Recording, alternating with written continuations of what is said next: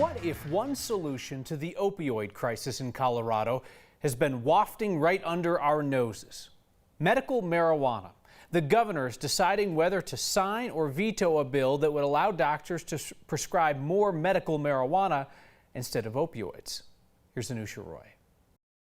These creams and pain creams. There's a reason Jared Penman is behind the counter of his medical marijuana dispensary. I feel like medical marijuana really saved me. Yes, it was a business opportunity. The inside of your bones fall out into your joints, and it causes severe pain, and the only thing the doctors really had to give me was opioids. But he also remembers being on the other side when he realized he was an addict. Using the medical marijuana definitely helped with the withdrawal symptoms as well as being able to manage the pain going forward. 7 years later, he says he has not touched another pill and is applauding Senate Bill 13 that Democratic Representative Edie Hooten helped sponsor. It would allow doctors to recommend medical marijuana in a lot of the same situations they would prescribe opioids to potentially avoid them altogether.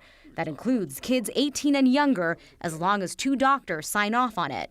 They wouldn't be smoking weed, but could use a nasal spray or extract. This is going to be a pretty big deal for acute pain for athletes and also for, people kids who have surgery. I think this legislation conflates the opioid epidemic and marijuana. Stephanie Stewart is an addiction medicine fellow and is very vocal about how she doesn't like this idea.